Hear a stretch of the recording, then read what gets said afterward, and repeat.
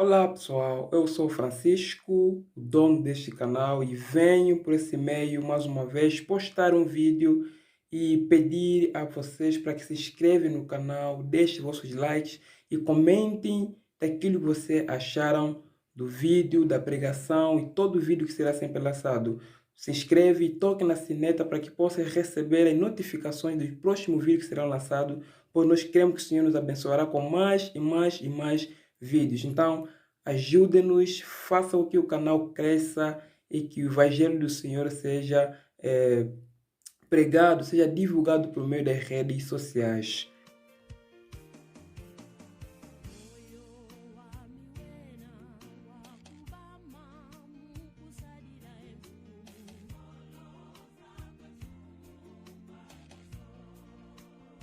Ó Deus, dê-me sabedoria, Senhor, que vem do alto, Senhor, para que então possa transmitir, Senhor, a Tua palavra, ó Deus, ao Teu povo, Senhor. Espírito Santo, que sejas Tu, ó Deus, a me guiar, ó Rei da Glória. Ó Pai, que os nossos corações, ó Pai, estejam abertos, que de bom grado possamos receber a Tua palavra, Senhor, e nos deixarmos ser moldados por ela, ó Rei da Glória.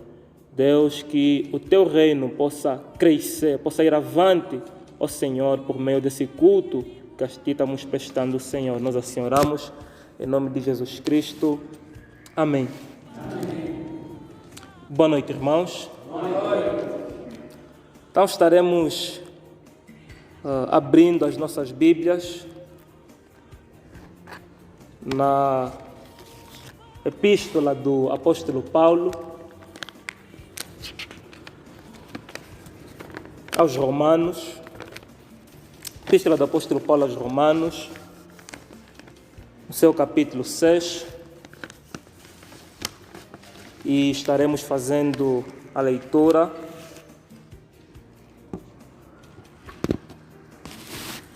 somente dos dois últimos versículos.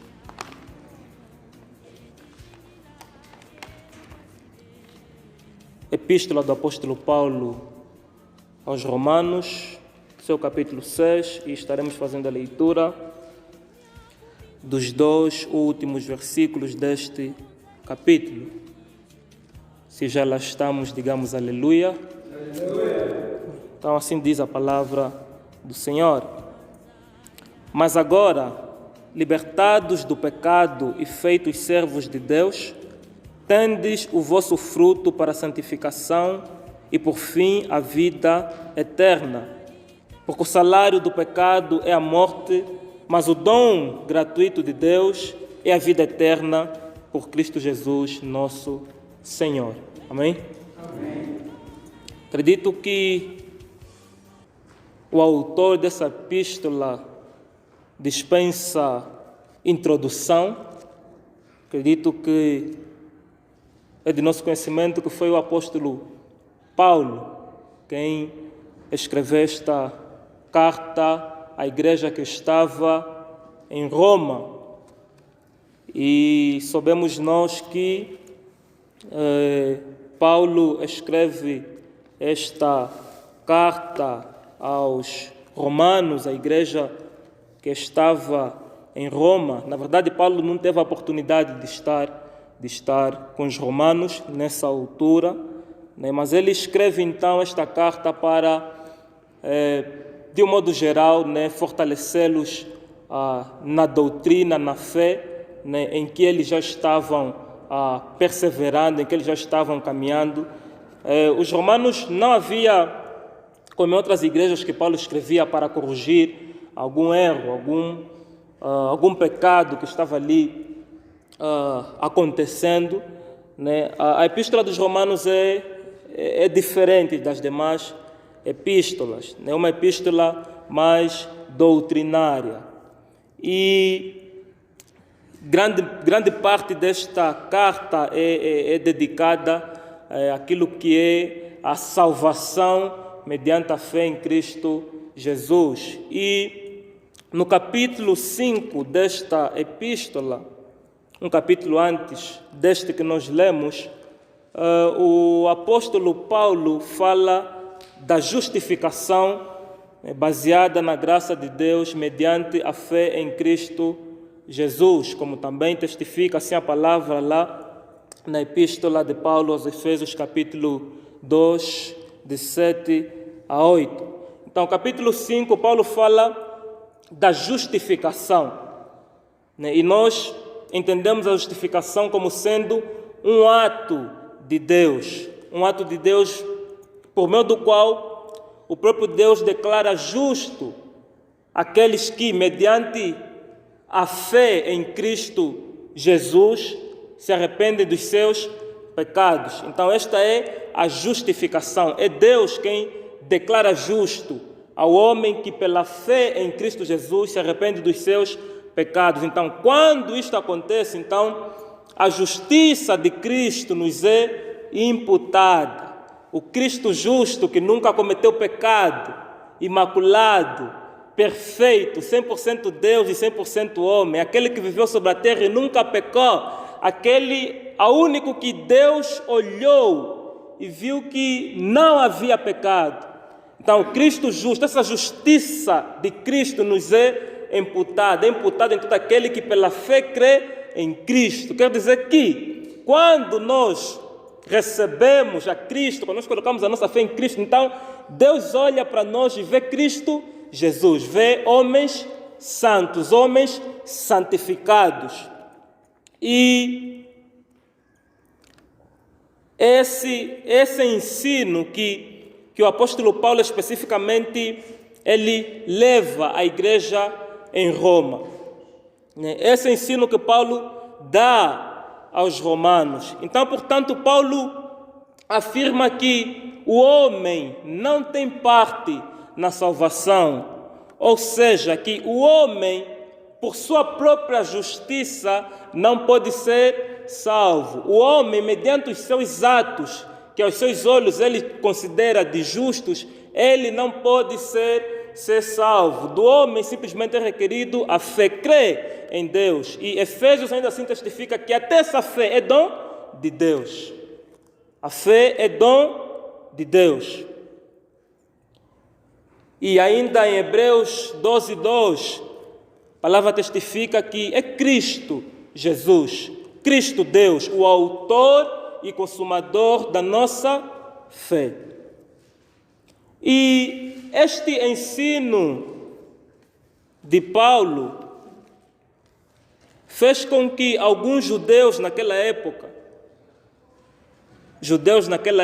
e também nos nossos dias ainda, muitos chegassem à conclusão que Paulo estava incentivando os irmãos a uma vida libertina, estava incentivando os irmãos a pecar, pois que esses judeus chegaram à conclusão que, se o homem é salvo pela graça mediante a fé em Cristo Jesus, e que é Deus o autor dessa fé, então o homem pode viver como quer, porque ele não tem parte nessa salvação. Esta conclusão que alguns chegaram naquela altura, acredito que muitos até ainda hoje assim tenham concluído. Daí o capítulo 6, que logo no seu versículo 2, Paulo refuta, nega esta conclusão.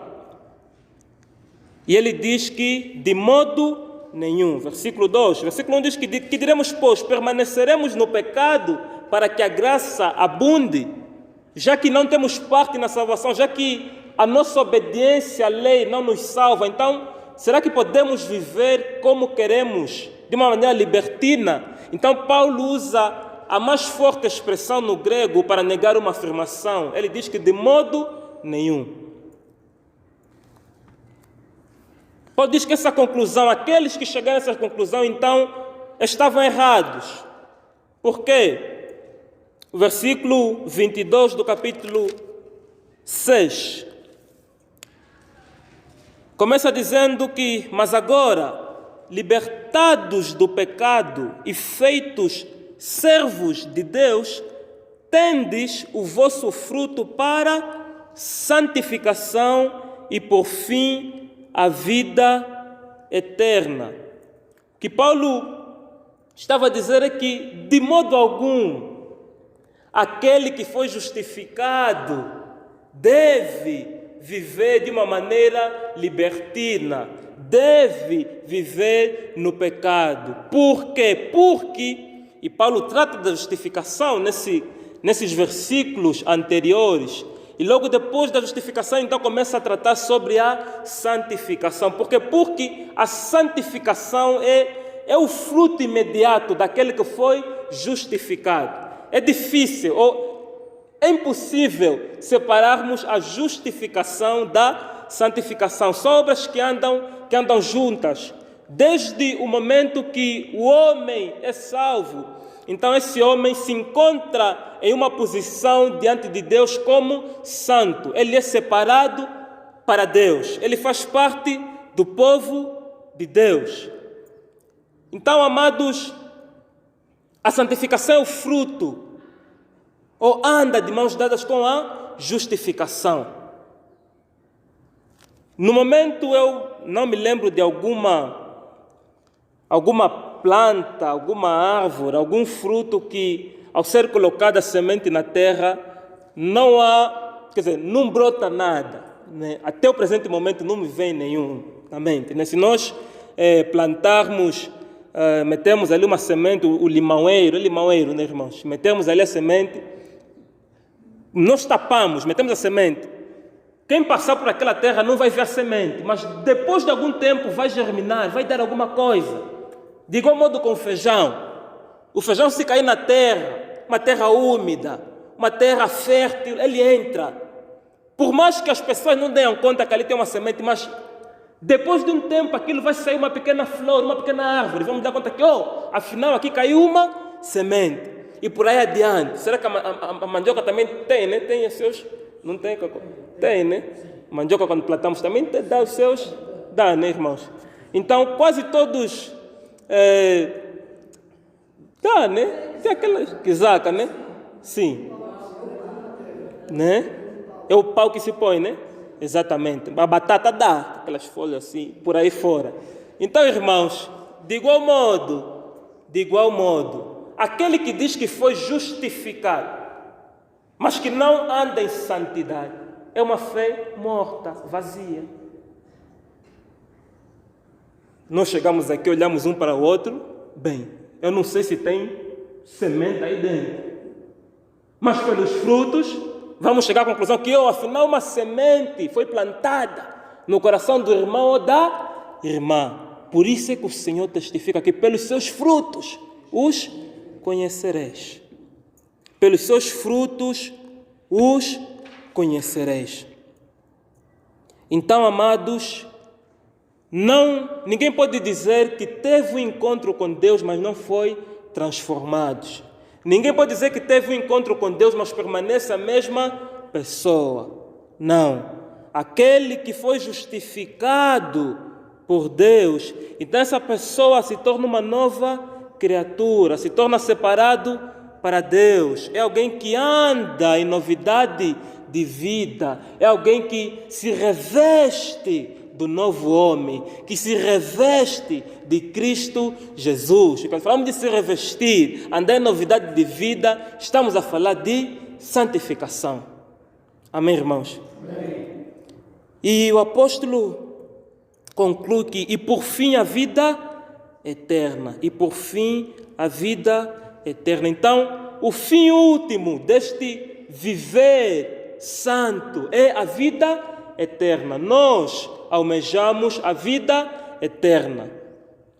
Andamos com os olhos fitos, ou devemos andar com os olhos fitos na eternidade. O cristão é aquele que tem os olhos nos céus, mas os pés bem firmes na terra. Ele está a caminhar, está a marchar, mas a sua visão está na sua pátria futura. A sua visão está na pátria futura. Portanto, o versículo 22, irmãos, prestemos atenção. O versículo 22 revela que o meio para chegarmos a este tão grande fim que é a vida eterna, é a santificação, porque sem ela ninguém verá a Deus. Versículo 22. Tendes o vosso fruto para a santificação e por fim a vida eterna. E por fim a vida eterna. Então, o meio para chegarmos a este tão grande fim, que é a vida eterna, é a santificação. E estou a falar de santificação, eu já disse que é difícil separar, não podemos separar a santificação da justificação, pela fé em Cristo Jesus. Então, o meio para se chegar a essa vida eterna é a santificação. A Bíblia testifica que sem ela ninguém verá a Deus. O versículo 23, ali na última parte, diz que a vida eterna é dom gratuito de Deus. Mas o dom gratuito de Deus é a vida eterna por Cristo Jesus, nosso Senhor. A vida eterna é o dom gratuito de Deus. Em outras palavras, irmãos, esse grande fim, que é a vida eterna, já nos é dado por Deus no exato momento que nós cremos em Cristo. Aquele que já é cristão há 10 anos e outro que se converteu só hoje, os dois têm a vida eterna. É algo garantido por Deus. De graça. De graça. Então, irmãos, se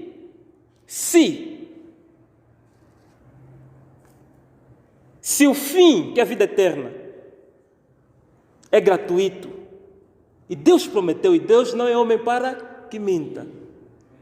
Se o fim é gratuito, logo os meios, o meio também faz parte da graça. O meio também faz parte da graça.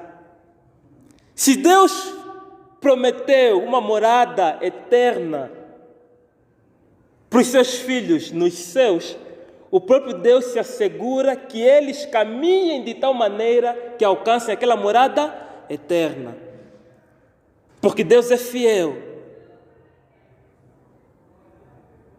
Então toda pessoa salva, verdadeiramente salva, nascida de novo, está envolvida num conflito diário entre a nova criatura em Cristo Jesus, que guerreia contra a carne. Porém,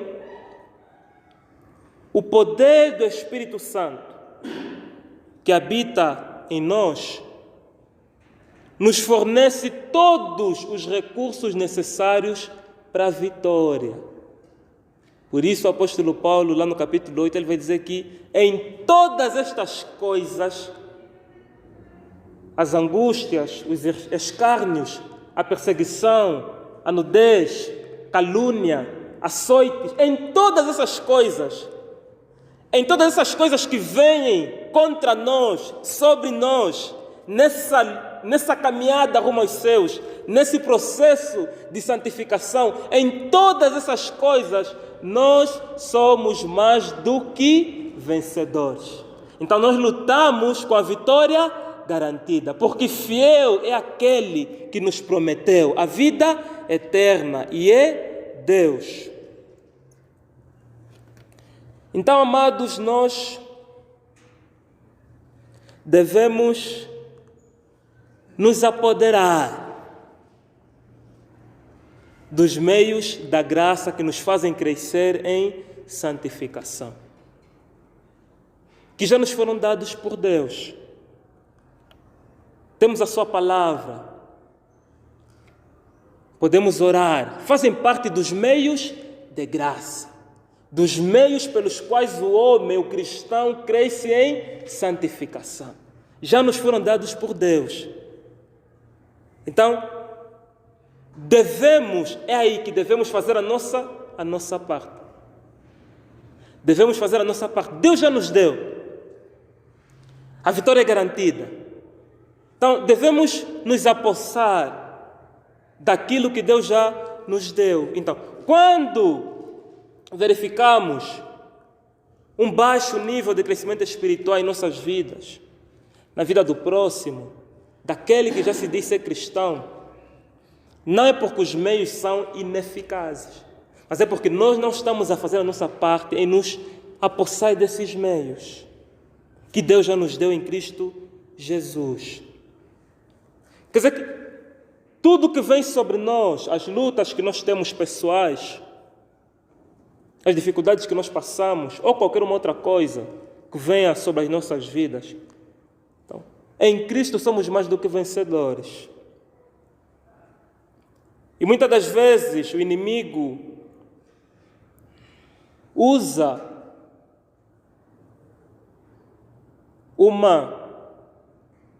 Satanás é o pai da mentira, e muitas das vezes, em meio aos conflitos, ele chega e diz que você é a única pessoa que está a passar por isso, essa tua luta é muito grande e não tem como vencer. Que aqui nessa área todos dão bandeira, todos falham mesmo. Isso aqui não vais conseguir.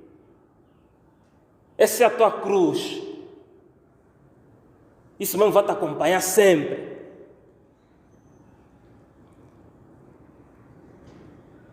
Mas não devemos crer nessas afirmações do inimigo. Todo pecado vem acompanhado com uma promessa. Faça isso que terás isso, vai se satisfazer nisso, naquilo. Por isso é que pecado é incredulidade. Porque você deixa de crer nas promessas de Deus e crês na promessa que o pecado te faz, te oferece. E muitos vivem uma vida fraca, porque deixaram de crer nas promessas de Deus e passam a crer na promessa do pecado, na promessa de Satanás. Que é assim mesmo que você tem que viver. Ou que isso que estás a passar é mesmo a tua cruz, tens que continuar assim, aqui não tem como você sair e superar. Mas não, em Cristo Jesus nós somos mais do que vencedores. Em Cristo Jesus somos mais do que vencedores. Romanos 8,13 diz que, porque se viverdes segundo a carne, morrereis. Mas, se pelo Espírito mortificardes as obras do corpo, vivereis. Mortificação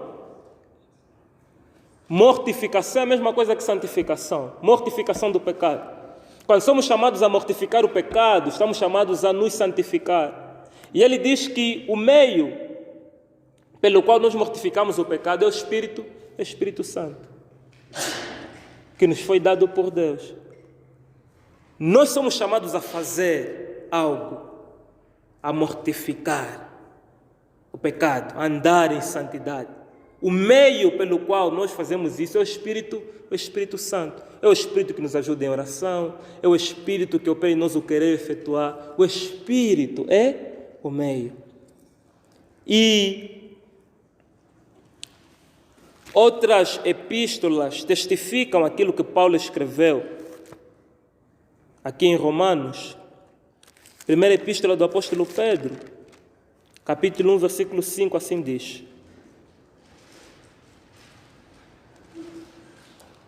Só os 3 versículos anteriores, faz a leitura simplesmente do 5. Que mediante a fé estás guardados no poder de Deus, em outras versões vem na virtude de Deus, para a salvação, já prestes para se revelar no último tempo. Mediante a fé, nós estamos guardados no poder de Deus para a salvação. É Deus quem nos guarda. Aquele que começou a boa obra em nós vai aperfeiçoar esta obra. Então é necessário que o cristão tenha certeza da sua salvação. Porque quando temos certeza da salvação, então de modo algum nós vamos ficar pelo caminho. Porque sabemos que é Deus que nos segura na sua mão e esse Deus nos prometeu a vitória. Ainda que caiamos, nós vamos nos levantar, porque nós sabemos que Deus que prometeu é fiel para cumprir, que nós estamos numa jornada. Não queremos com isso dizer que o cristão não peca ou não vai cair.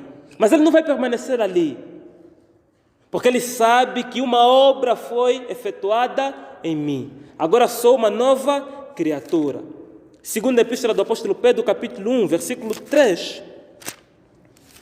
Diz: visto como o seu divino poder nos deu tudo o que diz respeito à vida e à piedade, pelo conhecimento daquele que nos chamou por sua glória e virtude. Deus nos deu tudo necessário para um viver piedoso. Para um viver piedoso. E Efésios 3:20 diz: ora, aquele que é poderoso para fazer tudo muito mais abundante, além daquilo que pedimos ou pensamos, segundo o poder que em nós opera. Amém? Segundo o poder que em nós opera. Então, amados, por isso é que a palavra também diz que diante de Deus, quer dizer, estaremos todos, o homem não terá desculpas. O homem não terá desculpas. O homem não terá desculpas. Aquele que morrer no pecado e que se diz ser cristão, diante de Deus não terá desculpa. Simplesmente uma prova de que nunca houve essa semente. Porque se há essa semente plantada por Deus em nossos corações, então certamente que esse fruto da santificação será visível, vai brotar.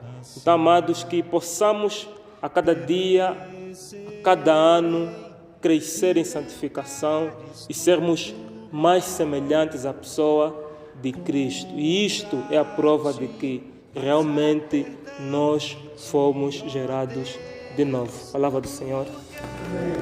Senhor, perdoe a mim.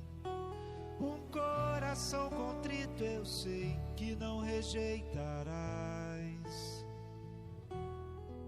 Por graça, Senhor, perdoe a mim. Por teu sempre